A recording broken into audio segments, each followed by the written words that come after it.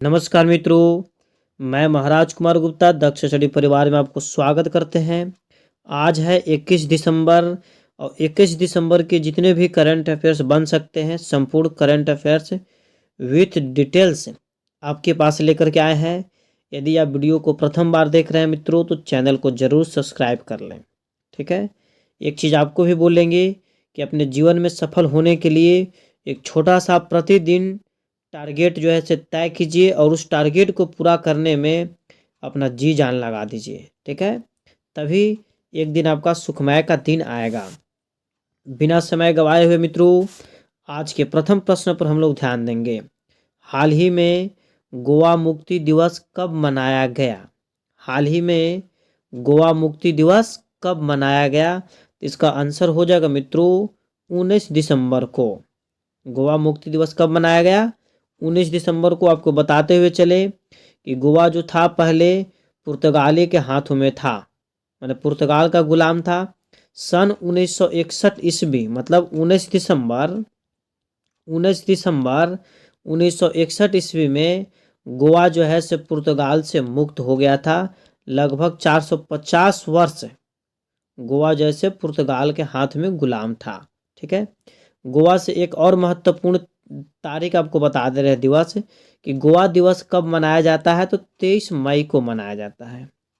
गोवा दिवस कब मनाया जाता है? 23 मई को मनाया जाता है। जबकि गोवा मुक्ति दिवस कब मनाया जाता है, तो 19 दिसंबर को। ये आपको जब भी हम गोवा से रिलेटेड पढ़ाते हैं तो आपको डिटेल्स इसका बता देते हैं, इसलिए आपको याद होना चाहिए। अब हम दिसंबर मंथ के महत्वपूर्ण करंट अफेयर्स पर चलेंगे। 1 दिसंबर, सबसे पहले 1 दिसंबर को विश्व एड्स दिवस मनाया जाता है। इसका थीम है मित्रों द लेट कम्युनिटीज लीड। और 1 दिसंबर को बीएसएफ के स्थापना दिवस भी मनाया जाता है। 2 दिसंबर मित्रों विश्व कंप्यूटर साक्षरता दिवस 2 दिसंबर को मनाया जाता है। राष्ट्रीय प्रदूषण नियंत्रण दिवस 2 दिसंबर को मनाया जाता है। अंतर्राष्ट्रीय गुलामी उन्मूलन दिवस जैसे 2 दिसंबर को मनाया जाता है। 3 दिसंबर में हम लोग चलेंगे। विश्व विकलांग दिवस मित्रों 3 दिसंबर को मनाया जाता है। 4 दिसंबर को भारतीय नौसेना दिवस मनाया जाता है। 5 दिसंबर विश्व मृदा दिवस 5 दिसंबर को। राष्ट्रीय स्वयंसेवी दिवस 5 दिसंबर को।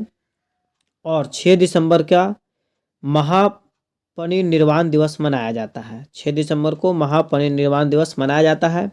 7 दिसंबर सशस्त्र सेना झंडा दिवस 7 दिसंबर को मित्रों मनाया जाता है। अंतर्राष्ट्रीय नागरिक उड्डयन दिवस 7 दिसंबर को मनाया जाता है। 8 दिसंबर को मित्रों बोधि दिवस मनाया जाता है। 8 दिसंबर को क्या मनाया जाता है? बोधि दिवस। 9 दिसंबर अंतर्राष्ट्रीय भ्रष्टाचार विरोध दिवस मनाया जाता है। 9 दिसंबर को आपको अंतर्राष्ट्रीय भ्रष्टाचार विरोध दिवस मनाया जाता है। 10 दिसंबर मानवाधिकार दिवस मनाया जाता है 10 दिसंबर को।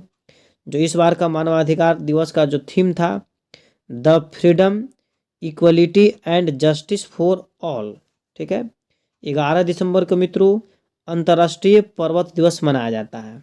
11 दिसंबर को अंतर्राष्ट्रीय पर्वत दिवस और 11 दिसंबर को ही यूनिसेफ दिवस मनाया जाता है। 12 दिसंबर बच्चों सार्वभौमिक स्वास्थ्य कवरेज दिवस 12 दिसंबर को मनाया जाता है। राष्ट्रीय ऊर्जा संरक्षण दिवस 14 दिसंबर को मनाया जाता है। राष्ट्रीय ऊर्जा संरक्षण दिवस 14 दिसंबर को मनाया जाता है। 16 दिसंबर को आपको विजय दिवस मनाया जाता है। 1971 ईस्वी में भारत और पाक के बीच, पाकिस्तान के बाद जो युद्ध हुआ था उसमें भारत जो है 16 दिसंबर 1971 ईस्वी को विजय घोषित हो गया था। उसके उपलक्ष्य में प्रतिवर्ष 16 दिसंबर को विजय दिवस मनाया जाता है। 18 दिसंबर को अल्पसंख्यक अधिकार दिवस और 18 दिसंबर को ही अंतर्राष्ट्रीय प्रवास दिवस भी मनाया जाता है। ठीक है। अब हम लोग चलेंगे अगले प्रश्न पर। हाल ही में कुशल मजदूरों के अधिकारों की रक्षा के लिए एनएसडीसी किसके साथ एमओयू पर हस्ताक्षर किया है? इसका आंसर हो जाएगा मित्रों सऊदी अरब के साथ। किसके साथ? सऊदी अरब के साथ। अब हम लोग सऊदी अरब के साथ यदि इसका आंसर आ गया तो सबसे पहले हम लोग जानेंगे एनएसडीसी क्या है। एनएसडीसी का फुल फॉर्म होता आपको है national skill development corporation. National skill development corporation. ठीक है, सऊदी अरब को हम लोग मैप में देखेंगे। सऊदी अरब देखिए यही आपका है। ठीक है, सऊदी अरब की सबसे पहले हम लोग जानेंगे कि सऊदी अरब की कैपिटल कहाँ है, तो रियाद है। सऊदी अरब की राजधानी कहाँ है, तो रियाद है। सऊदी अरब की मुद्रा क्या है, तो रियाल है। क्या है, रियाल है।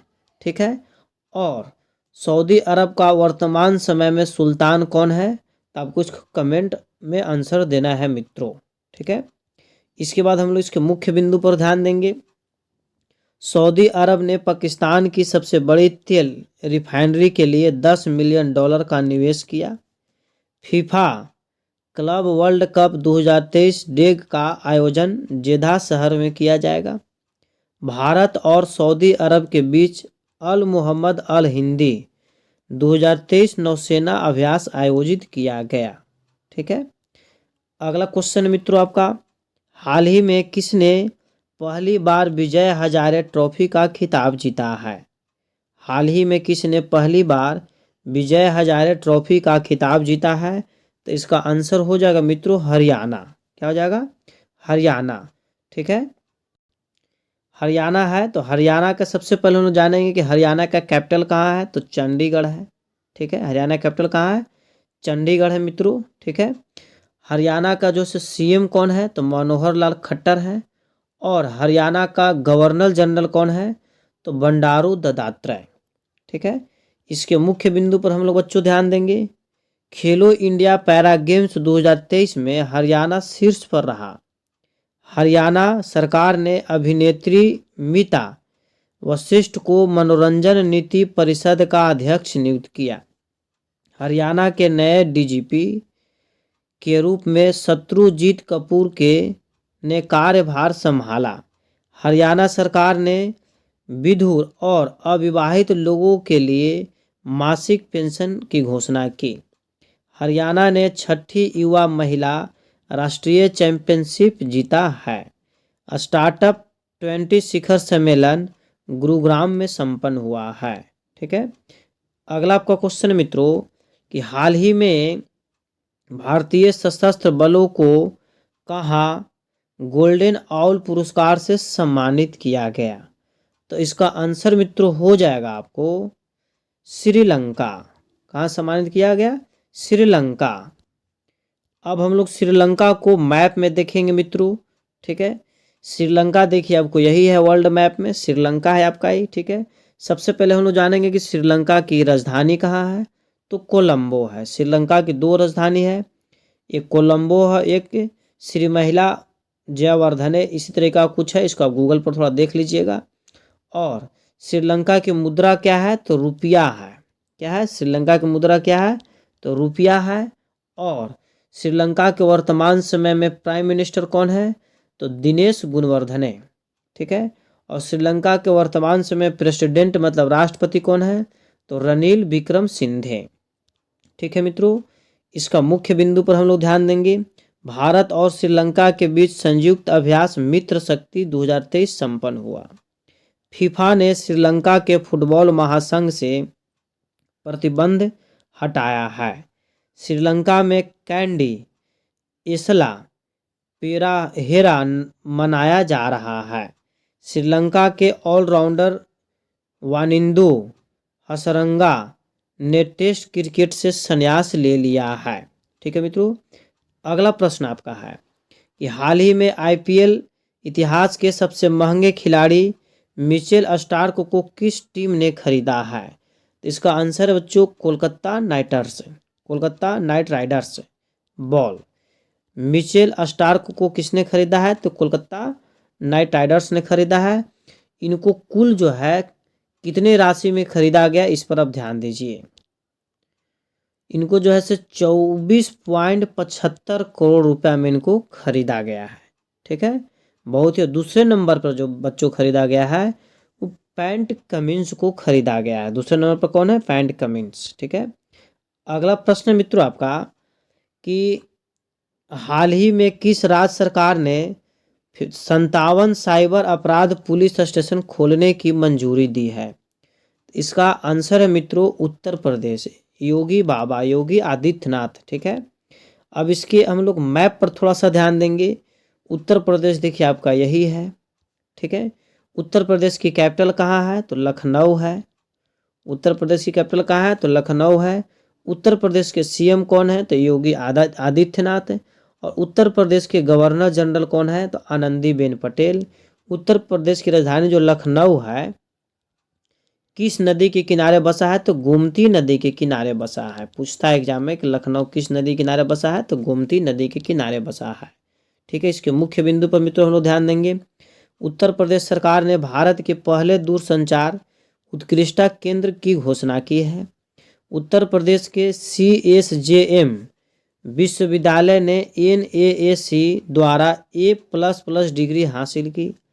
उत्तर प्रदेश सरकार ने आंगनवाड़ी केंद्रों पर हॉट कुक्ड मील योजना शुरू की है, मतलब बच्चों को गर्म खाना मिलना चाहिए। अगला प्रश्न मित्रों आपका कि हाल ही में ICAR ने चालू वित्त वर्ष में GDP वृद्धि दर कितने प्रतिशत रहने का अनुमान लगाया है? तो इसका आंसर मित्रों हो जाएगा 6.5 अनुमान लगाया है। पहले जो अनुमान लगाया था आपको 6.2, परंतु अनुमान ही बढ़ गया 6.5 लगाया है। ठीक है, अगला प्रश्न मित्रों आपका कि हाल ही में किसने अंडर-19 एशिया कप का खिताब जीता है? हाल ही में किसने अंडर-19 एशिया कप का खिताब जीता है? तो इसका आंसर बच्चों हो जाएगा बांग्लादेश जीता है। कौन जीता है? बांग्लादेश। ठीक है, बांग्लादेश जीता है। तो बांग्लादेश को हम लोग मैप में देखेंगे, यही बच्चों आपका बांग्लादेश है। बांग्लादेश की राजधानी कहाँ है? तो ढाका है। बांग्लादेश की राजधानी कहाँ है? ढाका है। बांग्लादेश की मुद्रा क्या है? तो टका है। और बांग्लादेश का जो प्राइम मिनिस्टर कौन है? तो शेख हसीना है। अभी सबसे अधिक समय तक और सबसे लंबे समय तक शासन करने वाले प्राइम मिनिस्टर के रूप में जो बन गए हैं तो शेख हसीना ही बन गए हैं। और बांग्लादेश के प्रेसिडेंट कौन है? तो मोहम्मद शहाबुद्दीन साहब है। मोहम्मद शहाबुद्दीन साहब है। इसके मुख्य बिंदु पर मित्रों हम लोग ध्यान देंगे। भारत और बांग्लादेश की नौसेना ने बांगो सागर 2023 का आयोजन किया है। बांग्लादेश के प्रधानमंत्री ने पद ब्रिज रेल लिंक का उद्घाटन किया है। और भारत और बांग्लादेश के बीच संयुक्त सैन्य अभ्यास संप्रीति 11 मेघालय में शुरू हुआ। पूछ सकता है एग्जाम में कि संप्रीति सैन्य अभ्यास किन दो देशों के बीच होता है? तो भारत और बांग्लादेश के बीच होता है। बांग्लादेश ने भारत से 7 आवश्यक वस्तुओं की सुरक्षित आपूर्ति की मांग की है। ठीक है, अगला प्रश्न आपका है हाल ही में रमन सिंह को किस राज्य की विधानसभा का स्पीकर चुना गया? तो इसका आंसर हो जाएगा मित्रों छत्तीसगढ़। रमन सिंह जो है से पूर्व सीएम थे छत्तीसगढ़ के, परंतु अभी जो चुनाव हुआ उसमें जो है से यह सीएम नहीं बने, इनको स्पीकर चुना गया है। ठीक है मित्रों, इस प्रकार हम लोग मैप में देखेंगे छत्तीसगढ़ को। छत्तीसगढ़ मित्रों आपका यही है। ठीक है, छत्तीसगढ़ की राजधानी कहाँ है? तो रायपुर है। ठीक है, अब हम लोग जानेंगे कि छत्तीसगढ़ के नए सीएम कौन बने हैं? तो विष्णुदेव साय साहब बने हैं। और छत्तीसगढ़ के गवर्नर जनरल कौन है? तो विश्वभूषण हरिश्चंद्र हैं। छत्तीसगढ़ के गवर्नर कौन है? विश्वभूषण हरिश्चंद्र। इसका मुख्य बिंदु है मित्रों छत्तीसगढ़ सरकार ने मुख्यमंत्री निर्माण श्रमिक पेंशन योजना शुरू की है। छत्तीसगढ़ की पेलमा खदान कोयला उत्पादन करने वाली SECL की पहली खुली खदान बन जाएगी। छत्तीसगढ़ के धमतरी में कमार जनजाति को आवास अधिकार मिला। और छत्तीसगढ़ के मुख्यमंत्री ने ग्रामीण आवास न्याय योजना शुरू की है। ठीक है, अगला प्रश्न आपका है कि हाल ही में कृषि विपणन सुधार में कौन सा राज्य शीर्ष पर रहा है? तो इसका आंसर बच्चों हो जाएगा आंध्र प्रदेश। कौन रहा है? आंध्र प्रदेश शीर्ष पर रहा है। आंध्र प्रदेश रहा है तो आंध्र प्रदेश को हम लोग मैप में देखेंगे, यही आपका है आंध्र प्रदेश है। ठीक है, आंध्र प्रदेश की मित्रों राजधानी कहाँ है? तो अमरावती। आंध्र प्रदेश की राजधानी कहाँ है? तो अमरावती है। आंध्र प्रदेश के सीएम कौन है? तो जगमोहन रेड्डी। और आंध्र प्रदेश के गवर्नर जनरल कौन है? तो अब्दुल नाजिर जस्टिस रह चुके हैं। इसका मुख्य बिंदु पर मित्रों हम लोग ध्यान देंगे। आंध्र प्रदेश सरकार पिछड़ा वर्ग जाति जनगणना शुरू करेगी। मिनिएचर ईस्टर्न घाट से विशाखापत्तनम का नया पर्यटन स्थल बना है। आंध्र प्रदेश के पूर्व मुख्यमंत्री को भ्रष्टाचार के आरोप में गिरफ्तार किया गया है। और इसरो ने अपने पहले सूर्य मिशन आदित्य L1 को श्रीहरिकोटा से लॉन्च किया है। राष्ट्रपति द्रौपदी मुर्मू ने आंध्र प्रदेश के पूर्व मुख्यमंत्री NTR की याद में स्मारक सिक्का जारी किया है। ठीक है, अगला प्रश्न मित्रों आपका, हाल ही में IMF की रिपोर्ट के अनुसार भारत वैश्विक विकास में कितने प्रतिशत योगदान दे रहा है? तो इसका आंसर बच्चों हो जाएगा 16% योगदान दे रहा है। अब यहाँ पर IMF है तो IMF का हम लोग फुल फॉर्म जानेंगे। तो IMF का फुल फॉर्म होता है international monetary fund. International monetary fund IMF की जो स्थापना हुआ था 1945 में हुआ था। कब हुआ था? 1945 में। ठीक है मित्रों, अगला आपका प्रश्न है कि हाल ही में कौन देश की सबसे बड़ी अर्थव्यवस्था के रूप में उभरा है? तो इसका आंसर मित्रों हो जाएगा महाराष्ट्र। कौन हो जाएगा? महाराष्ट्र हो जाएगा। तो हम लोग जानेंगे थोड़ा महाराष्ट्र के बारे में कि महाराष्ट्र के CM कौन है? एकनाथ शिंदे हैं। महाराष्ट्र की कैपिटल कहाँ है? तो मुंबई है। और महाराष्ट्र के गवर्नर जनरल कौन है? तो रमेश बैस है। ठीक है, अगला इसका मुख्य बिंदु है कि पुणे ने सबसे बड़ी पढ़ने की गतिविधि का गिनीज वर्ल्ड रिकॉर्ड हासिल किया है। FDI प्राप्तकर्ता के रूप में देश में महाराष्ट्र शीर्ष पर रहा है। महाराष्ट्र सरकार सुरेश वाडकर को लता मंगेशकर पुरस्कार देगी। मतलब लता मंगेशकर पुरस्कार किसको मिलेगा? तो सुरेश वाडकर को मिलेगा। कौन सा स्टेट देगा? तो महाराष्ट्र देती है। ठीक है, महाराष्ट्र ने राजा भलिंदर ट्रॉफी जीता है। एग्जाम में पूछ सकता है कि राजा भलिंदर ट्रॉफी किसने जीता? तो महाराष्ट्र ने जीता है। महाराष्ट्र सरकार ने लेक लड़की योजना को मंजूरी दी है। ठीक है, अगला प्रश्न मित्रों आपका, हाल ही में आई रिपोर्ट के अनुसार पिछले 6 वर्षों में UPI लेन देन में 1 लाख करोड़ रुपए से बढ़कर कितने लाख करोड़ रुपए हो गए हैं? इसका आंसर हो जाएगा मित्रों 139 लाख बढ़ गया। ठीक है, ये हमको 139 लाख इसका सटीक आंसर है। ठीक है, अगला प्रश्न मित्रों आपका कि हाल ही में किसने G20 शिखर सम्मेलन में ग्लोबल आइकन अवार्ड जीता है? बहुत ही महत्वपूर्ण प्रश्न आपका है कि हाल ही में किसने G20 शिखर सम्मेलन में ग्लोबल आइकन अवार्ड जीता है? तो इसका आंसर हो जाएगा मित्रों श्रीनिवास नाइक ने जीता है। अगला प्रश्न मित्रों कि इसका मुख्य बिंदु कि रॉयल सोसाइटी ऑफ केमिस्ट्री पुरस्कार सविता लाडेजा को मिलेगा। अजंता एलोरा फिल्म फेस्टिवल में जावेद अख्तर को Padmini life time achievement award मिलेगा। और 33वें व्यास सम्मान 2023 के लिए पुष्पा भारती को याद किया गया, मतलब चुना गया। मतलब 33वें व्यास सम्मान किसको मिलेगा? तो पुष्पा भारती को मिलेगा। विस्थापित बच्चों को शिक्षित करने के लिए अब्दुल्लाही मीरे ने UN नानसेन पुरस्कार जीता है। ठीक है, अगला प्रश्न आपका है, यह लास्ट प्रश्न आपका है, हाल ही में किस देश के राष्ट्रपति ने 89.6% वोट के साथ तीसरा बार जीता है? तो इसका आंसर मित्रों हो जाएगा मिस्र का। कहाँ का राष्ट्रपति? मिस्र के राष्ट्रपति ने तीसरी बार 89.6% वोट से जीता है। ठीक है, इसके मुख्य बिंदु पर बच्चों ध्यान देंगे। एंड्री राजोलिना को मेडागास्कर का फिर से राष्ट्रपति चुना गया। न्यूजीलैंड के प्रधानमंत्री के रूप में क्रिस्टोफर लक्सन ने शपथ ली। और जोसेफ बोकाई ने लाइबेरिया के राष्ट्रपति का चुनाव जीता है। ल्यूक फ्रीडेन को लक्जमबर्ग का प्रधानमंत्री चुना गया है। जेवियर माइली को अर्जेंटीना का राष्ट्रपति चुना गया है। पेड्रो साचेज स्पेन के फिर से प्रधानमंत्री बने हैं। सुल्तान इब्राहिम मलेशिया के नए राजा बने हैं। और रॉबर्ट फिको स्लोवाकिया के चौथी बार प्रधानमंत्री बने हैं। ठीक है, इस प्रकार आज का आपके लिए प्रश्न मित्रों इस प्रश्न का आंसर आपको कमेंट्स में एकदम सटीक तरीका से देना है। प्रश्न आपका है कि हाल ही में भारत में इजराइल के राजदूत के रूप में किसे नियुक्त किया गया है।